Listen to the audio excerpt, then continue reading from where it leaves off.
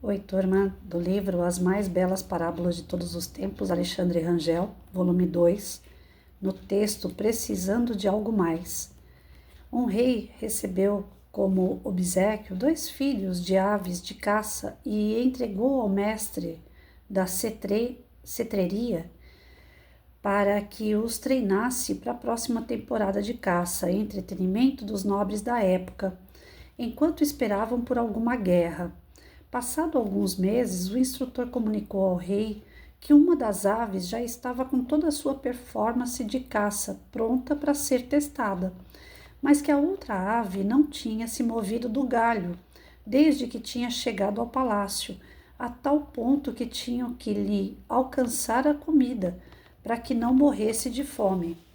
O rei, um sujeito muito hábil, mandou chamar curandeiros e até senadores para que verificassem qual era o problema com a ave, mas de nada adiantou.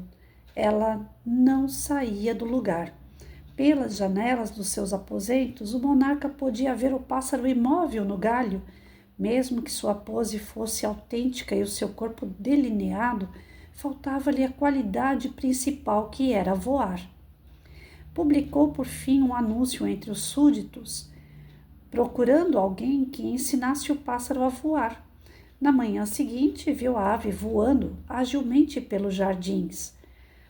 Traga-me o autor desse milagre, disse o rei. Quero recompensá-lo e aprender sua técnica mágica. Quando o sujeito foi apresentado, o rei lhe perguntou: Como conseguiu? Você é mágico, por acaso? O homem respondeu: Não, majestade. Apenas entendi que se cortasse o galho onde a ave se agarrava, ela iria precisar de algo mais, e isso eram suas asas. Aquilo que aparentemente, nos parece ruim, cortando os galhos para que a gente possa voar, né? É interessante uma história como essa, porque o comodismo, eu já imaginava o finalzinho da história do tipo assim, já que levavam comida para ela, ela não precisava sair do galho. Eu imaginei que ele ia cortar a comida dela, porque é isso que geralmente acontece com a gente, né? Tudo aquilo que vem na mão, que é muito fácil, a gente não dá o devido valor e se acomoda, e a gente não sai daquilo, né? E quando é cortado, nós somos obrigados a se mexer, a sair do lugar, buscar uma solução para aquela situação. Isso ocorre muito dentro do nosso magistério, infelizmente, né? Os professores vão pegando aquele jeito de dar aula e baixa a síndrome da Maria, como é que chama? Da Gabriela, né? Maria não, da Gabriela, que é eu nasci assim, cresci assim, vou morrer assim.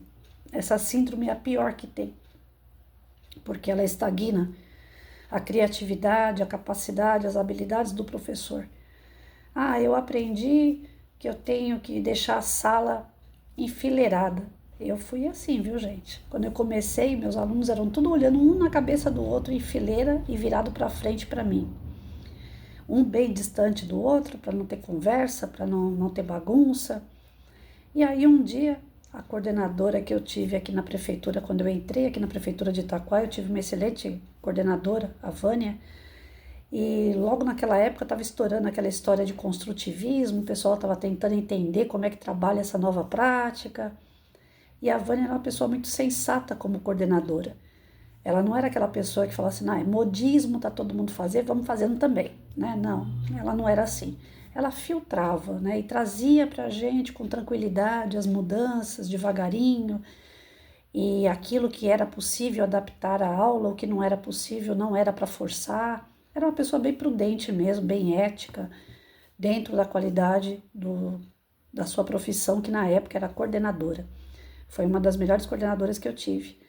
A Vânia entrou na minha sala, ela viu aquelas carteiras todas enfileiradas, ela falou assim, professora, vamos tentar fazer grupo não, duplas. Eu falei, Vânia, quando a gente for fazer um trabalho, né? Quando a gente for fazer uma prova, aí eu vou mudar um pouquinho o esquema da sala e eu posso fazer dupla e tentar, né? Mas no dia a dia eu acho melhor deixar assim, enfileirado, que eles ficam mais quietinhos, eu sou disciplinadora, eu não gosto de bagunça. Ela falou assim, professora, vamos só tentar fazer as duplas. parte de alfabetização, é importante que eles fiquem trocando, né? As inseguranças, o que eles já sabem, um ajuda o outro. Pensa bem, professora, tem uma sala de 40 alunos. Se fizer as duplas, a senhora vai ter 20, porque a senhora vai dar assistência para 20, né? Essas 20 duplas, um já vai estar ajudando o outro, já vai estar adiantando o seu trabalho. Pensa por esse jeito, por esse lado, né? Desse jeito. Eu falei assim, mas não é justo, a professora sou eu, né? Aquela coisa da, eu sou professora, eu que sei tudo, né? Arrogância pura. Porque depois eu falei para ela assim, tá bom, eu vou tentar, né? Com aquela má vontade de quem não quer, mas ela com aquele jeitinho dela, fui lá e tentei, fiz as duplas. À medida que eu fiz as duplas, eu percebi que a criançada começou a avançar mais rápido. E realmente era fato que um trocava informação com o outro, ou que um sabia mais do que o outro, auxiliava, aquele que sabia mais matemática, auxiliava o que sabia menos, né? E assim por diante. E aí veio na cabeça os agrupamentos produtivos, né? Falei assim, esses agrupamentos parece que funcionam. Eu vou tentar fazer grupo. E aí eu comecei a analisar, fazer aqueles ditados a princípio, né? Pra gente poder ver, tirar uma base, quem já estava alfabetizado, quem estava caminhando, a sondagem, né? E quando eu terminava de fazer a sondagem, eu ia, cada vez que eu fazia a sondagem, que a gente não faz só uma vez, né? Cada vez que eu fazia a sondagem, eu ia movimentando aqueles alunos, à medida que eles iam evoluindo. E esses agrupamentos começaram a dar muito certo. Tão certo que de 2 foi para 3, 3 para 4, 4 virou 2 grupões. Aí eu trabalhei o resto da minha vida com 2 grupões. O que são 2 grupões? A minha sala eram 4 fileiras. As 4 fileiras eu fazia 2 virarem a carteira de frente, né, para os alunos, um de frente para o outro. Então a sala ficava 2 fileiras bem grandes de grupos e todos eles falavam entre si, mesmo que estava na ponta, lá no final da sala, com o que estava na ponta perto de mim, existia um diálogo respeitoso, sem gritaria, sem bagunça, sempre um auxiliando o outro, e isso era produtividade, isso era bom demais. E tudo começou de uma pequena mudança, de uma palavra, de um incentivo de alguém. Por isso que é tão importante a gente sair daquela história assim, eu já sei tudo, que a gente nunca sabe tudo. É importante a gente jogar fora a arrogância, a prepotência, o orgulho e ser humilde de reconhecer que a gente sempre tem algo mais para aprender, sempre a gente tem que se virar diante das adversidades. E às vezes Deus é tão benevolente com a gente que ele faz essas transformações ocorrerem de uma forma pacífica, tranquila, amorosa, né? Que a gente não sente tanto. E às vezes é necessário um certo choque, como aconteceu com a ave, né? Perde o galho e agora? Vou ter que mudar de qualquer jeito. Então as mudanças ocorrem diariamente a todo instante. E nós, professores, nós temos que estar abertos às mudanças. Senão a gente vai ser obrigado a voar no choque, né? Nas adversidades, é muito pior. Então, vamos lá. Quem não aprende pelo amor, aprende pela dor.